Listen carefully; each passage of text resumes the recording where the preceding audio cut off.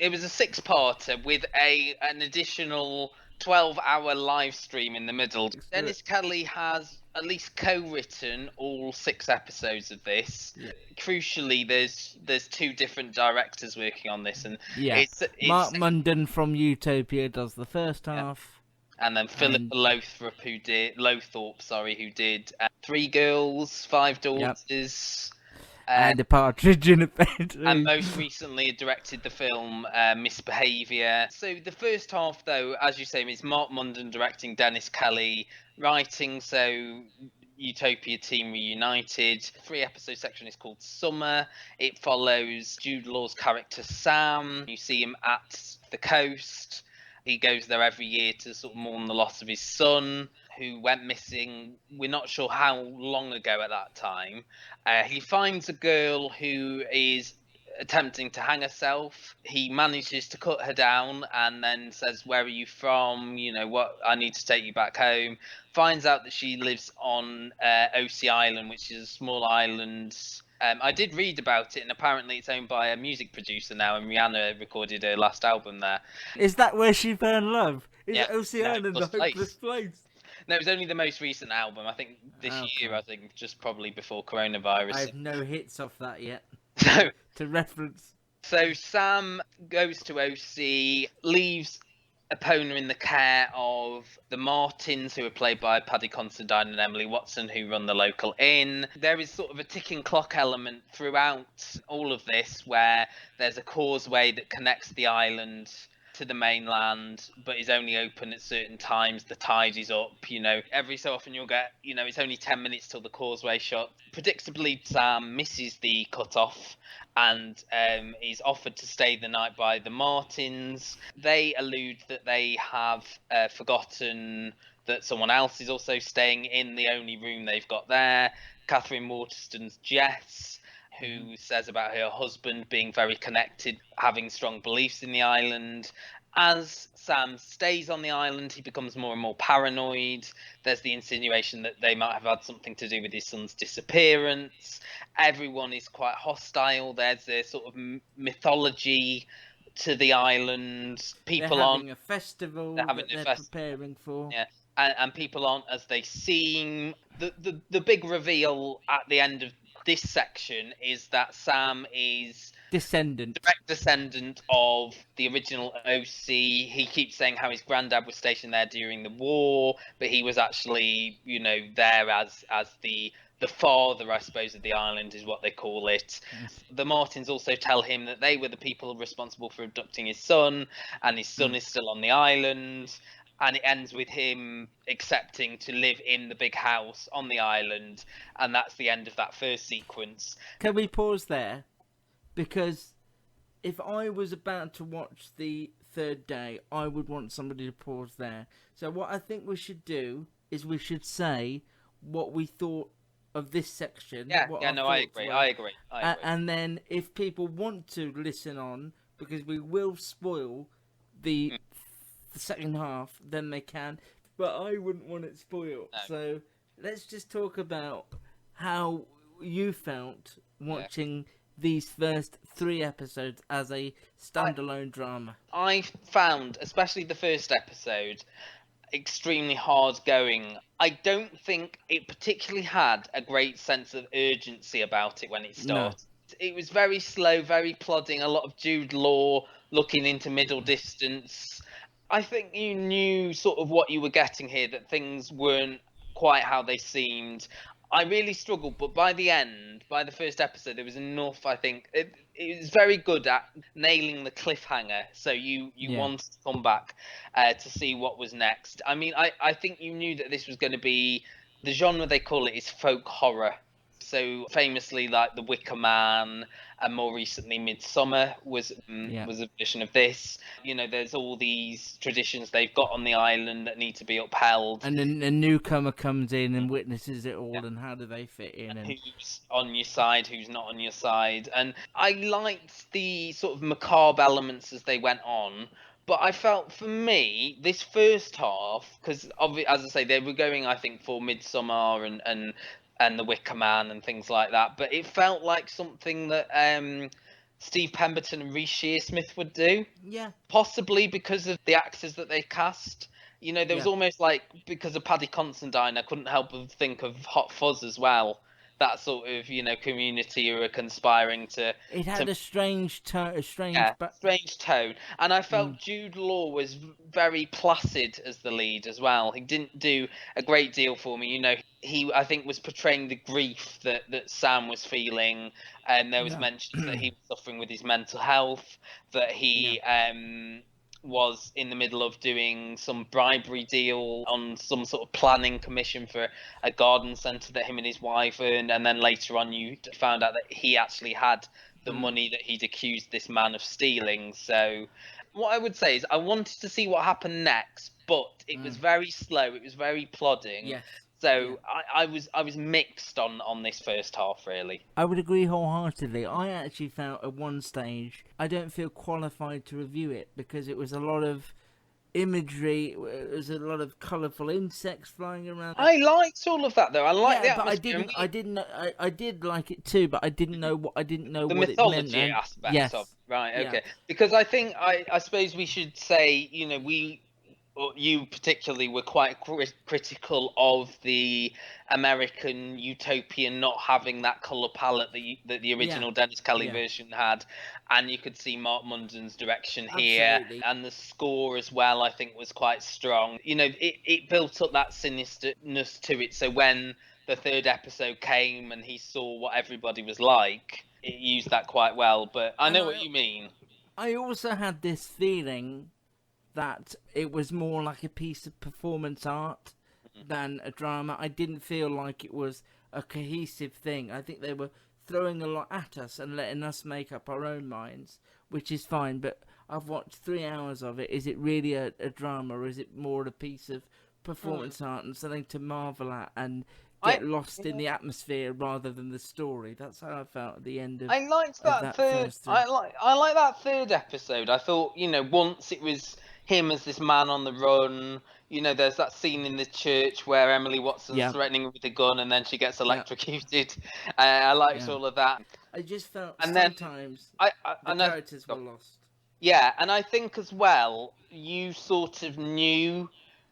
I don't know if it was meant to be revealed that everyone, including Jess, because the Catherine Waterston character, she almost acted as his ally, and then you basically found out that she was working with everyone else on the island. She was almost being blackmailed into you be his friend, and you know you'll be able to see your daughters or something like that. I think you thought that she was there as a tourist when in fact I got the impression she lived on the island as well. I think that's what you were meant to ascertain, certainly I think in the second also half. It did a lot of things where it would take you down a path and then he'd wake up in a car and you didn't know if what you'd seen had happened. But also, when the causeway's finally open and he's leaving, there's a weird thing where in his rearview mirror he sees himself walking back up the path towards the house again. And I spent the time thinking, does this all mean something? Is this cohesive? Is this part of a big story? Or is this just building atmosphere? Because the other thing we didn't mention was it's in conjunction with, I think, Punch Drunk Theatre, who do a lot of these sort of performances around the country of this sort of thing. And the middle section that we won't talk about because I didn't see, was destined to be a music festival on OC Island, which the coronavirus scuppered because obviously they can't have a massive music festival, and things were going to be happening within the festival. So we were going to see all the characters at a festival, which just couldn't happen. Well, I sort of skimmed through this 12-hour thing. It was a festival, you know. It was this. I think making Sam into the father of the island. Right. There was this big ceremony where loads of people sort of dunked in a barrel of mud. It introduced the Paul Kaye character of the cowboy, who was quite prominent in the final part, and also it had Florence Welch singing, and they prominently used Dog Days Are Over, didn't they, in both parts, really. The third part is really spoilery, so if we've intrigued you, if we've tickled your fancy there, and the third part is very different, then stop listening now, turn the tape over to side B. So the third section, we meet Helen, who's played by Naomi Harris, and her two daughters, Ellie, who's played by Nico Parker, who is Tandy Newton's daughter, Who may as well be Tandy Newton, let's just be honest. and Tallulah, who they call Lou, and is played by Charlotte Gardner-Mihel. They are coming to the island. Initially, Helen is saying that it's Ellie's birthday treat. She is interested in archaeology, and there's some archaeological sites that she's found out about that will be of use. We find out that Helen is struggling to pay the mortgage, that Ellie has had an incident at school where she has being bullied by some girls and severely injured one of the girls in sort of like a revenge attack. Tallulah is always on her tablet. Ellie has sort of become more religious. There's the insinuation that their grandmother is very religious and she's looking for something to latch onto. I think because of our knowledge of the island from the first half of the piece, we know that the people aren't to be trusted. She's booked in an Airbnb, and the mother and son there tell her to go away. She keeps trying to find somewhere to stay. She eventually ends up at the Martins pub and sort of plants herself by the fire and says, I'm staying here, basically. The big reveal, which I sort of guessed, and you probably sort of guessed as well, is that these are Sam's wife and children. Do you know what? I didn't guess it. Oh, you didn't? I honestly didn't guess it. Okay. It didn't occur to me because from all the press stuff I'd been given, they'd been very clever in as much as they said it was 3 very different sections, and I had just gone along with it and thought, well, Sam's had his experience on the island. This is now what happens to Naomi Harris's character, and he says throughout that first section numerous times, have you got any kids yet? 2 girls and a boy. In fact, at one point I thought, this is getting repetitive now. Yeah, 2 girls and a boy. And even when Naomi Harris turned up with 2 girls, it didn't dawn on. When did it dawn on you? I think when there was 2, and I think when they were talking about money worries as well. I think 2 girls, money worries. There's got to be a connection here. You know, what are they going to do that's going to wrap this up? Because there was still something to tell there with Sam, with that character. So I was thinking, genuinely, perhaps it's being me and dim. I genuinely didn't think that the stories would overlap, and I don't know why, but I think it's because they made a special deal of saying there's this section, there's the autumn section, and then there's this winter section. There is this tension on the island when they arrive. Turns out that Jess is giving birth to what turns out to be Sam's child. There was a section in the first episode or second episode where they had wondered whether they had had sex because they were in the same bed in the inn, and then they found out that they had. And she said she gets pregnant at the drop of a hat, basically. She is having what is now the ancestor to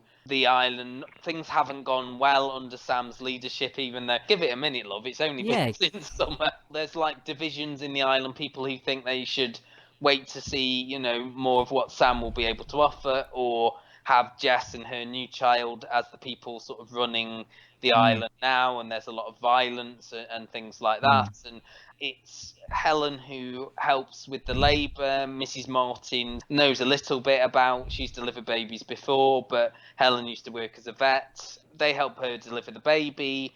She mentions that the dad's name is Sam, and Helen puts 2 and 2 together. The end of the second episode here in this section is that she confronts Sam. She sees Sam on the pier, looking more godlike with long hair and long sort of flowing locks.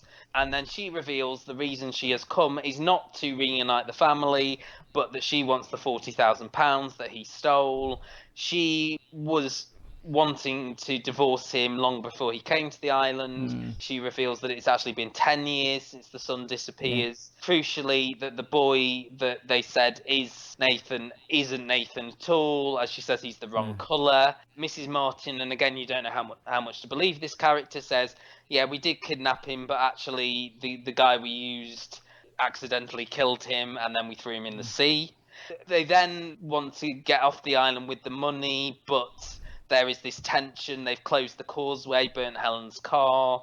Ellie then becomes enamoured with Jess and her daughter and the island. She sort of becomes enamoured with the mysticism. She's looking for somewhere to belong as well, which is why it appeals. The thing that I questioned here is, that she didn't want Ellie to actually see Sam, but then why did she bring the girls to the island to begin with? Why couldn't she have just left them with her mum and gone to if because I think what we were meant to believe going in is that she wanted to reunite the family, and then the reveal is no, she just wants the money. But if she just wanted the money, why didn't she go on her own? That is my question. Well, I think maybe when she saw him and he's in the midst of psychosis again, she thought, I don't want to be with you. I just want the money because you've let us down a lot through our lives. And what she was saying was that she didn't want to be with him before he left. She was saying, I want to divorce you, but you never signed the papers. The thing is that she then basically loses both of the girls, and there's this scramble to find them. Ellie comes back to it awfully quickly after saying, I don't want anything to do with you. That bit got me as well. And I don't know, should we spoil the ending here? No. How did you feel? And I think we're going to agree with this again. I really like this second part. Obviously, as you heard, I did pick a few holes in the plot. For me, it felt like they felt like a lot of these reveals were more clever than they were. You know, I didn't guess that she was just coming for the money and that she wanted. I didn't guess that the child had been dead longer than we assumed. Yeah, and that was all well done. I thought the ending was good. I would have maybe liked a little bit more. It was slightly ambiguous, which, you know, it's Dennis Kelly, so I think you can let him off there to an extent. But everyone got what they deserved, I suppose, by the end of the piece. And Naomi Harris's performance in that last scene was absolutely brilliant. It was a lot more grounded. I think it had more of a sense of urgency because you had three characters navigating the island, more than one. And I think Nico Parker's performance as Ellie, and I know you mentioned something. She's remarkable. I think, you know, you feel that it's so like these girls have basically lived in the shadow of their brother all their lives. We're thinking, and this is why. And her dad's mental health issues. You know, this psychosis and the way the parents have grieved. Yeah, and I liked all of it. You know, that Tallulah was this sort of gobby preteen who was obsessed with a tablet, was quite derogatory to Ellie and saying, you know, you're just like dad, you're as psychotic as him. But she came good. She was the one who sort of reunited the family and helped them in that final scene. I think it worked with, and I know you're the one who likes the grounded elements more than me, but that helped it more having I just found I relaxed almost immediately. Almost immediately. The first three I did out of pure obligation to you. I got to the end and I was like, I don't know if I've got enough to say because I don't think I understood enough of it. But as soon as those three women were in the car and that dynamic was established and they were exploring the island too, immediately on side. And I watched those 3 episodes. I think I watched the first 2 together and then I spent all evening thinking about it and watched the first one the next morning because I wanted to, and we were recording a podcast about it, which we always had this emergency. But I just found the three girls just so magnetic, so believable as a family unit, and I just relaxed into it and was willing to let them be my anchors through it, and just let everything that confused me or that I didn't feel comfortable with in the first section just happen. I think it's one of the best things I've seen and best things we've talked about for a long time because, again, I didn't have a clue what this was going to do in terms of story. It's unlike, and it's really hard. You did a perfect job summing it up because it is, as much as I loved it, it's a really hard show to pin down. And it's almost like you've got to, it's something, I said it's like performance art at the beginning. It's almost something you've got to experience rather than watch. It left me feeling lost at the end. I wanted to spend more time, not on the island, but more with those three and make sure they were safe. And the bits that irritated me or frustrated me or confused me at the beginning were sort of fading away, and I understood more about who these people were and how desperate they were to hold on to what they believed was their culture. And I think Naomi Harris, she's so good, and she's particularly good here. One of my favourites for a long time. I really enjoyed it. Just Winter of the third day is one of my but I think if I watched it again, I think I'd see more of what was coming. I think there was a lot of foreshadowing that was more than likely lost on me because I just wasn't expecting what So- was coming. Or you would OC more. I think it helped here as well. There was two more, I suppose, as I mentioned, Philippa Lothorpe's direction, maybe a little bit more away from the mysticism of Yeah. Mark Munden, and Dennis Kelly together.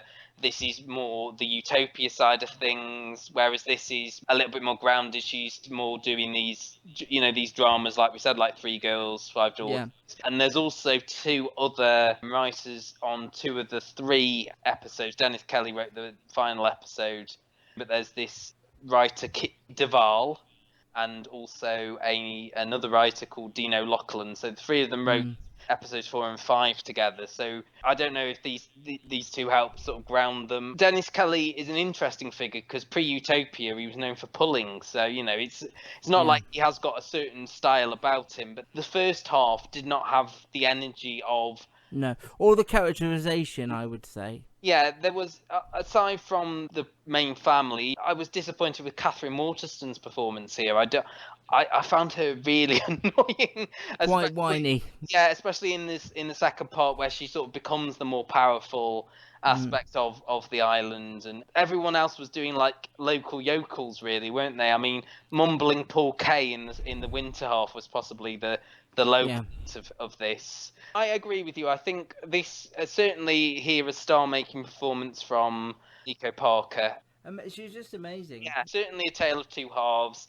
I've said this before, and I do believe it's true. It's certainly true in my case. If we were having a normal 2020, if anyone can remember what that might have looked like, and we had Succession on, and we had Line of Duty on, and we had Unforgotten on, would I have had the 6 hours I needed to give this the attention it was worthy of? And the answer is probably not. There probably would have been enough on that this would have just slipped under the radar as another bizarre Sky experiment, and it is so much more than that. I thought it was one of the best things of the year.